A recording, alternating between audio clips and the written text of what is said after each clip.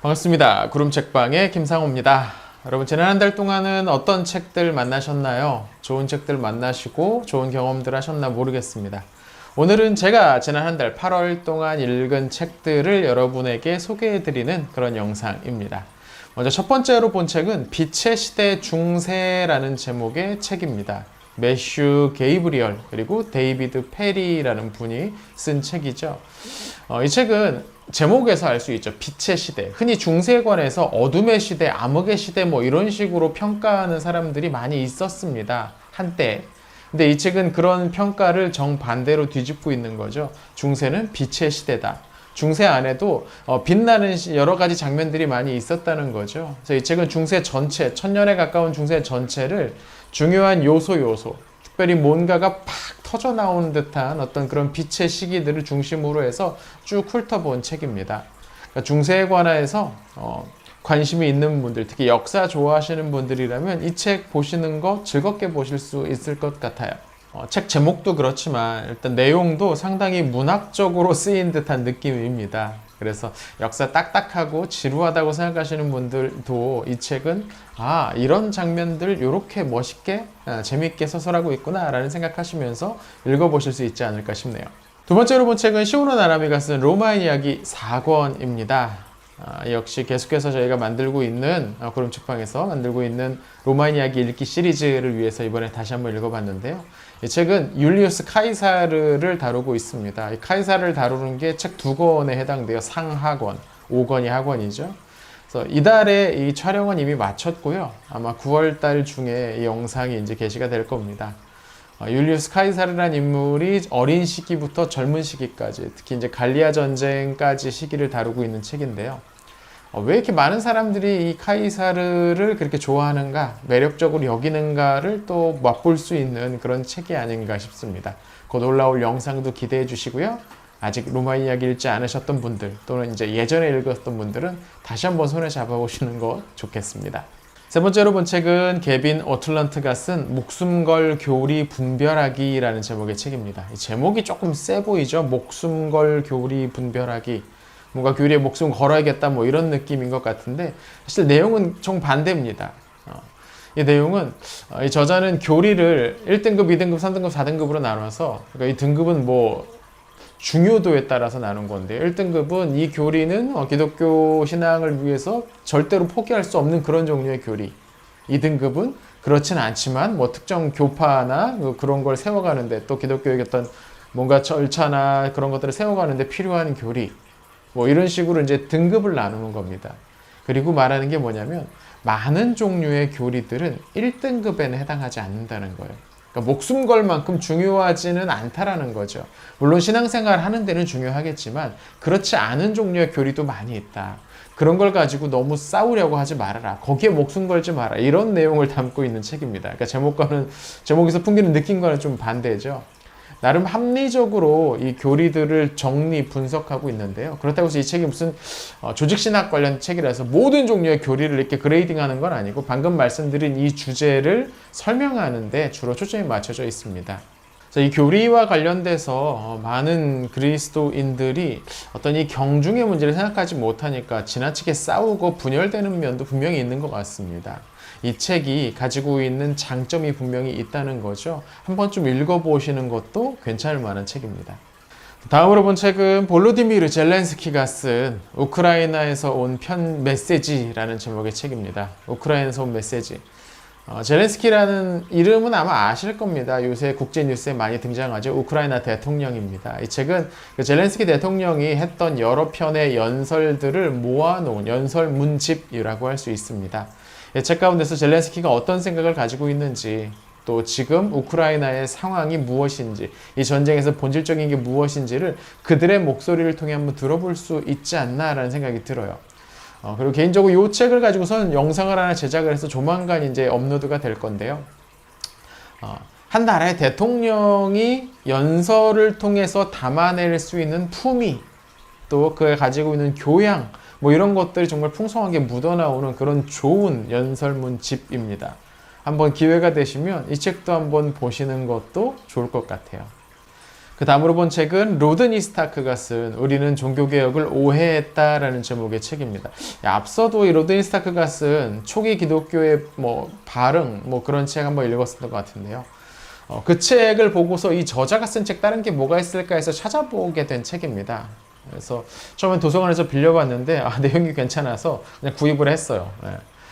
이 책은 제목에서도 알 수 있듯이 종교개혁과 관련해서 여러 가지 그 오해들, 편견들, 종교개혁은 이런 것이다 라고 우리가 쉽게 그냥 단정 짓고 있는 것들이 실은 자세히 살펴보면 그렇지 않다라는 것을 밝혀주는 그런 사회학적 연구서입니다.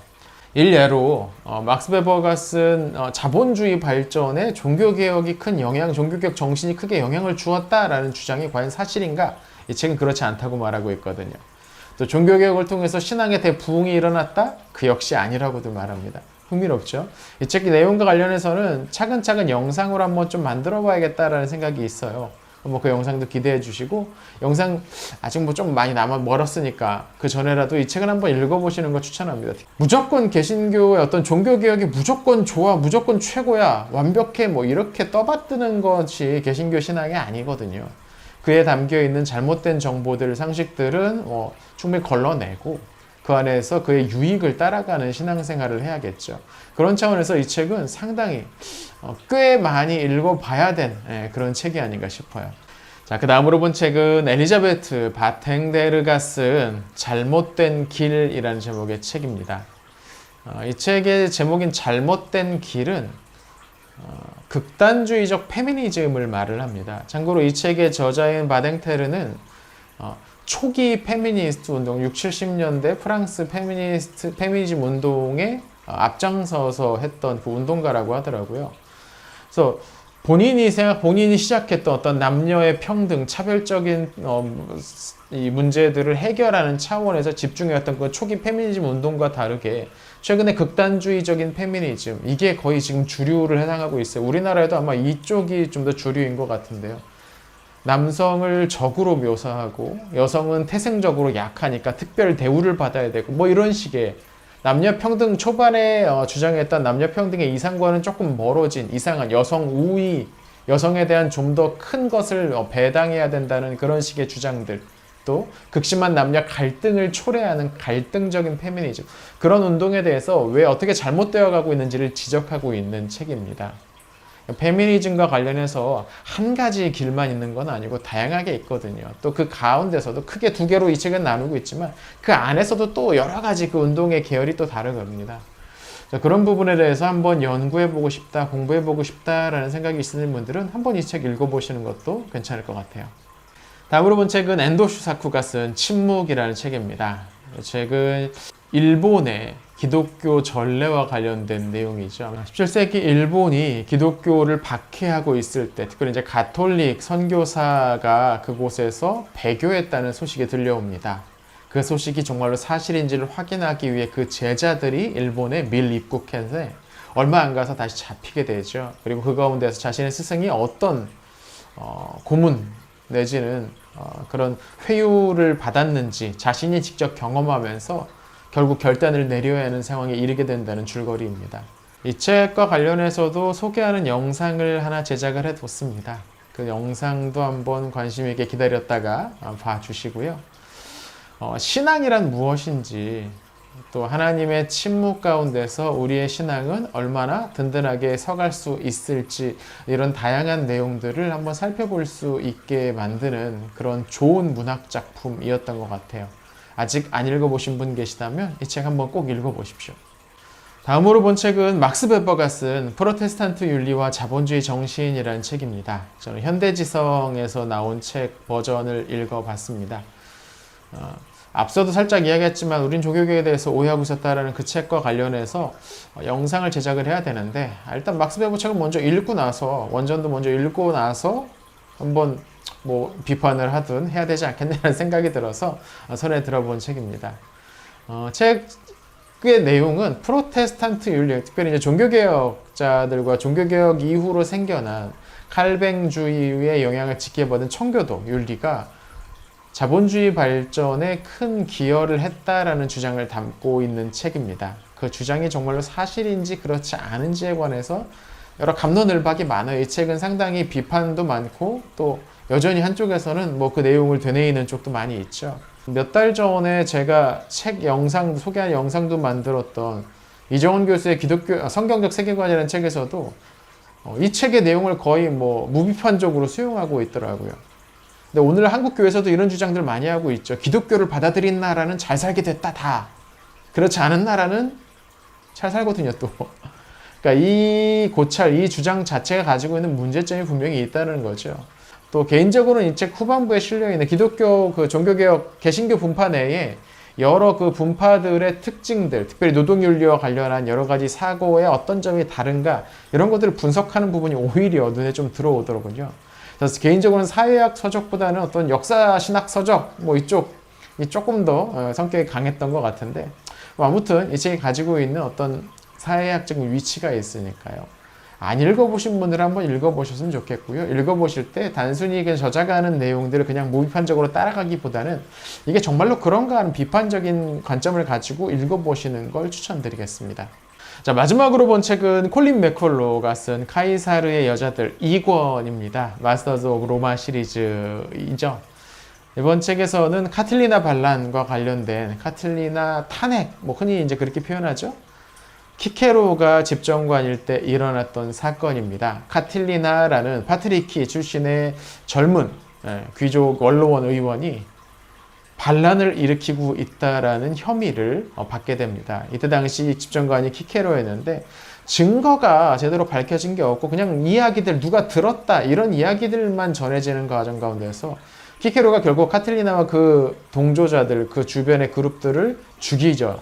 이때 사용한 것이 뭐냐면 원로원 최종 권고라는 방식의 어떤 도구였습니다. 사실 원로원은 그럴 수 있는 권한이 없습니다. 어떤 반역을 누가 저질렀다고 하더라도 재판을 통해서 그걸 처벌을 해야 되는데 키케로는 그런 재판 없이 그냥 원로원 의원들이 모여가지고 쟤 죽이자라는 결의를 했다고 해서 갖다 정말로 사람들을 죽여버리는 그런 일을 저지르거든요. 그러니까 법의 민족인 로마에서 법의 보호를 받지 못하는 사람들이 나타난 거예요. 심지어 단순한 시민도 아니고 파트리키 귀족인데 그것의 정당성을 공격하는 사람이 카이사르고요. 그러니까 어떤 치밀한 어떤 법 논리와 관련된 또 정치 투쟁과 관련된 내용이 풀려 나옵니다. 아주 재미있게 흥미롭게 읽었습니다. 어렵지 않고요. 재밌으니까 이 시리즈는 꼭 한번 읽어보시는 거 추천드립니다. 자, 이렇게 제가 이번 달에 읽었던 책이 모두 9권이네요. 이번 달에는 꽤 좋은 책들을 많이 봤습니다. 뭐 하나 그냥 버리기가 조금 아까운 책들이 많이 있었는데요. 그 중에서도 한 권을 여러분에게 추천하자면 저는 앤더 슈사쿠가 쓴 침묵이라는 책이 아닐까 싶어요. 그렇게 어렵지 않으면서 읽으면서 되게 많은 고민들을 하게 만드는 책이었거든요. 물론 이 주인공이 가톨릭 선교사, 가톨릭 신부이긴 합니다만 뭐 꼭 가톨릭 신앙을 갖지 않더라도 기독교 신앙을 갖고 있는 사람들은 그가 처했던 상황에 나라면 어떤 결단, 어떤 생각을 했을까라는 생각을 하면서 충분히 깊게 빠져들 수 있는 책이 아니었나 싶습니다. 이번 달에 이 책 가지고 독서 모임 다시 한번 또 열어볼 생각입니다. 여러분 많이 좀 참여해 주시면 감사하겠습니다. 자, 이렇게 2023년 8월에 제가 만났던 책 소개 여러분에게 함께 드렸습니다. 여러분 어떤 좋은 책들 만나셨나요? 여러분이 읽은 책들 댓글로 소개해 주십시오. 또 좋은 책들 있으면 저도 한번 찾아서 유익을 나눠보겠습니다. 그럼 오늘 영상은 여기서 마치겠습니다. 9월 한 달에도 즐거운 독서 생활 하시기 바랍니다.